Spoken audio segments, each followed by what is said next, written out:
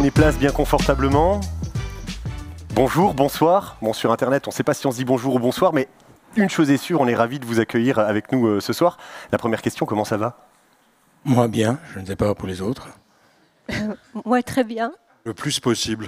Bon, écoutez, encore une fois, je ne suis pas très bon dans l'exercice, mais j'aimerais beaucoup que vous puissiez, en quelques mots, vous présenter aux personnes qui regardent notre émission. Peut-être Monsieur Michaka? Alors, Jean-Marie Michaka, je suis donc d'origine libanaise. Je suis arrivé ici pour changer, ça ne fait pas grande différence. À un moment donné, il y a eu la guerre au Liban, mais la première qui n'a pas tout à fait fini, puisqu'on sait ce qui se passe en ce moment. Bon. J'ai ramené femme et enfants à Mulhouse. Je ne savais pas, je connaissais bien la France, mais je ne savais pas où était Mulhouse sur la carte de France. Et quand je suis arrivé à Paris, j'ai téléphoné à une cousine qui, elle, était l'épouse d'un ingénieur textile, puisque Mulhouse est textile. Elle m'a dit, écoute, qu'est-ce que tu fais? Moi, j'ai une grande maison, amène-moi tes enfants et ta femme le temps que ça se passe. Je suis venu pensant me passer 1 mois ou 2 le temps que ça se passe, et j'y suis depuis 45 ans, voilà, pour faire court. Incroyable.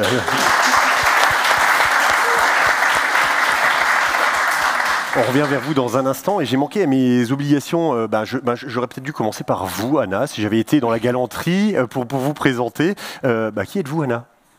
Donc bonjour, je suis Anna Biscoff et je suis artiste à Mulhouse. Oui. Je vis à Mulhouse, je dirais concrètement depuis 7 ans, peut-être 5. Voilà, c'est la même chose, c'est par palier, on va dire. Au début, c'était pas fixe, et puis au fur et à mesure, c'est devenu fixe. J'étais invitée en tant qu'artiste résidente pour une résidence d'artiste à Mulhouse, et pareil, j'ai sauté dans le train en sachant pas où était Mulhouse, et j'ai découvert Mulhouse. J'ai rencontré mon compagnon, Oui. et j'ai eu mes enfants à Mulhouse, donc du coup tout ça c'est cristallisé. Très ici. bien. Ici, il y a les enfants qui sont là et puis qui sont très sages là dans l'escalier. Et Jean-Luc, je ne sais pas si on vous présente encore, mais je pense que oui, certains ont besoin d'entendre qui vous êtes. Oui, moi j'essaye d'inventer des trucs qui me font rire à Mulhouse, et donc c'est un Noumatrouf, un journal des spectacles, une radio MNE et d'autres bêtises de ce genre-là. Voilà quoi, inventer un peu de neuf pour faire bouger la ville et puis s'amuser collectivement. Un acteur incontournable du monde associatif de la ville de Mulhouse qui a un peu la bougeotte et puis qui est là bien présent et qui défend les valeurs de Mulhouse. C'est ça, Jean-Luc? Oui, enfin incontournable, je sais pas, mais en tout cas qui essaie de faire bouger les choses et puis de secouer notre cocotier qui a besoin d'être secoué. On a tous besoin d'être secoués pour avancer, pour inventer, pour imaginer, pour polémiquer, et pour s'amuser, pour découvrir, rencontrer. On a besoin de secouer ce cocotier.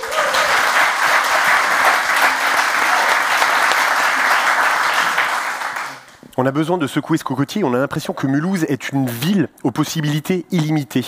Jean-Marie, selon vous, quels sont les vrais atouts culturels de cette ville? Parce que Jean-Marie, je crois qu'on n'est pas allé au bout de la présentation, mais on vous connaît du côté d'un théâtre.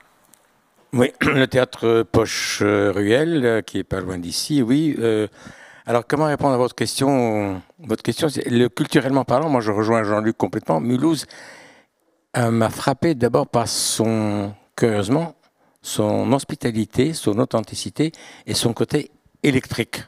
Hey. Je trouve que positivement, quand on circule, on se balade dans Mulhouse, on est tout de suite pris par une sorte d'ambiance comme ça électrique. Il se passe des choses où même si elles ne se passent pas, mais elles risquent de se passer et finissent par se passer.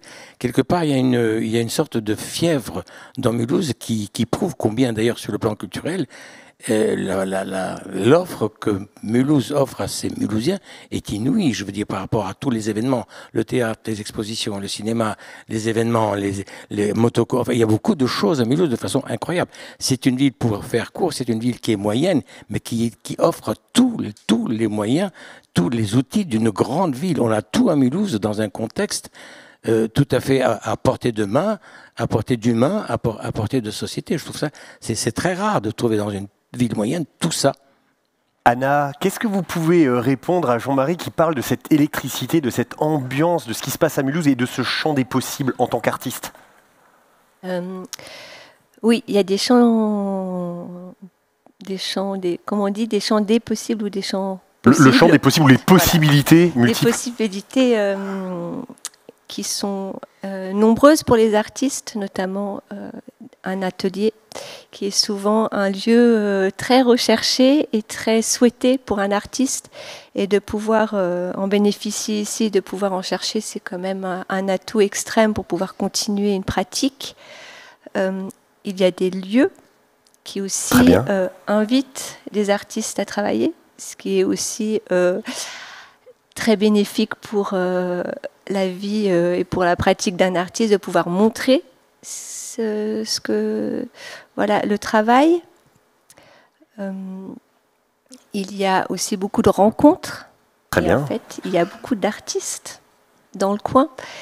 Et notamment aussi, il y a beaucoup d'artistes, on pourrait dire, justement dans cette idée, déjà Mulhouse, mais elle est implantée géographiquement dans un endroit très, très idéal et très intéressant, parce que ça se propage quand même sur d'autres horizons. Et du coup, il y a un échange qui est très riche. Bon, de la richesse, de l'électricité, des choses qui bougent. Jean-Luc, ces choses qui bougent ici à Mulhouse, je crois que c'est quelque chose qui vous anime en permanence. Les atouts, les vrais atouts de cette ville, c'est quoi ? Déjà, Mulhouse est la capitale du monde, et donc ville...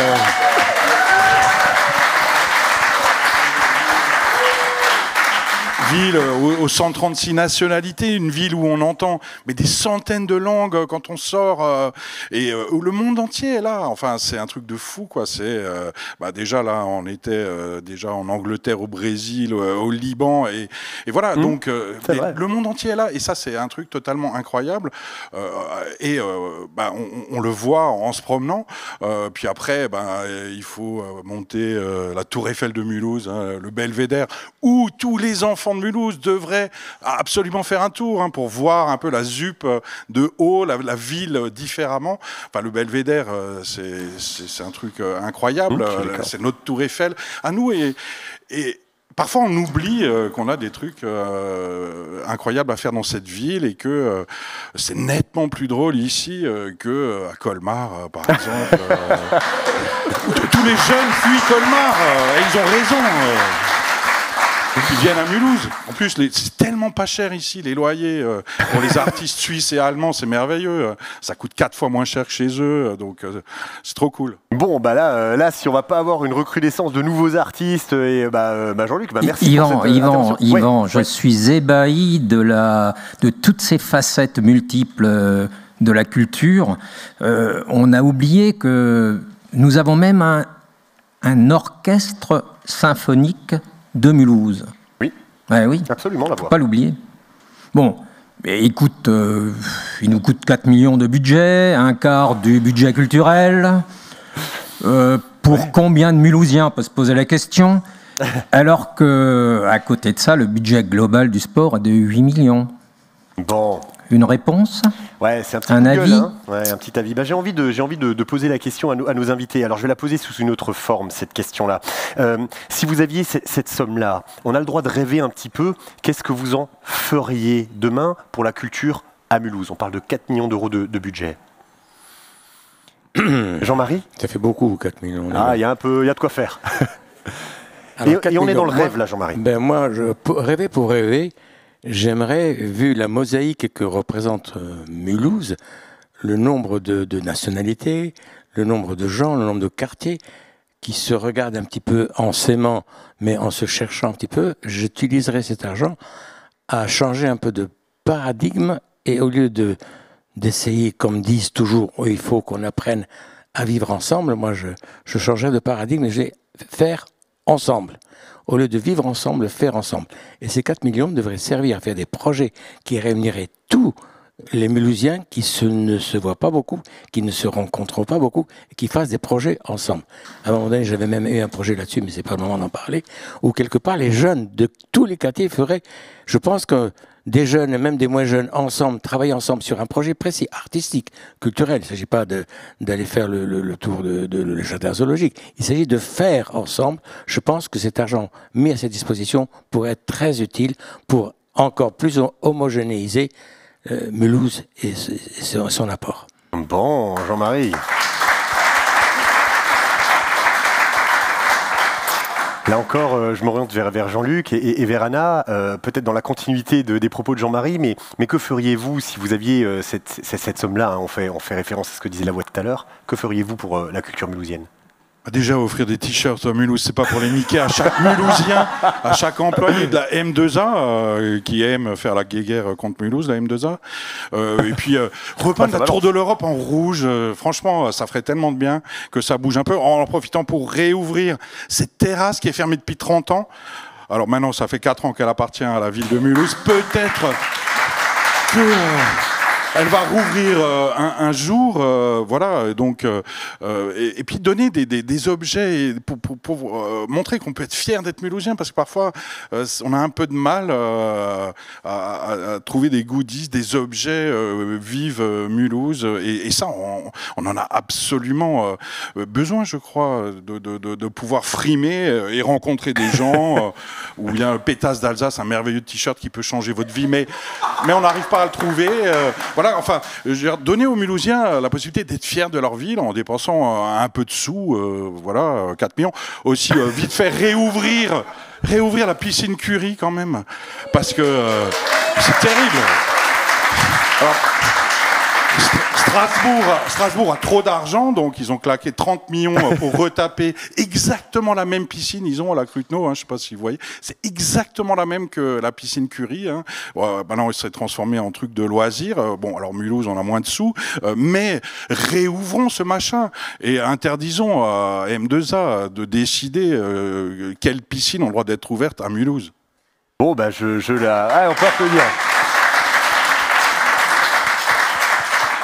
Jean-Marie, si vous changeriez, si vous deviez changer quelque chose à la vie culturelle mulhousienne, vous changeriez quoi? Il y a beaucoup de monde ce soir. Qu'est-ce que je changerais? Ouais. Honnêtement,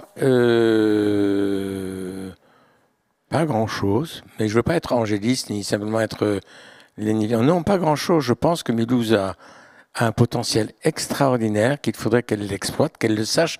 Il faut, comme disait Jean-Luc, il faut que les Mulhousiens s'approprient complètement Mulhouse et qu'ils l'aiment et qu'on sente qu'ils soient fiers de...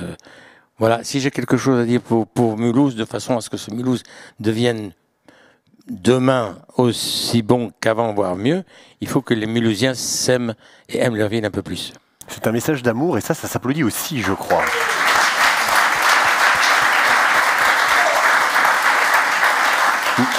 Merci beaucoup Jean-Marie. Alors les filles, bon moi je tchatche beaucoup, faut m'arrêter à un moment donné parce que je crois qu'il y a aussi les petites questions que vous avez envie de poser. Noémie, si quelqu'un a envie d'applaudir, on peut faire parce qu'il y a tellement d'applaudissements.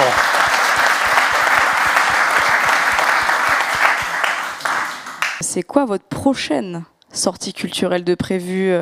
Le marché de Noël a commencé, mais j'ai besoin d'idées.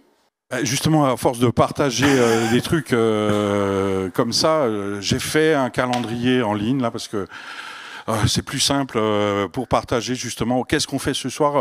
Et l'idée, c'est de trouver une idée de sortie par jour.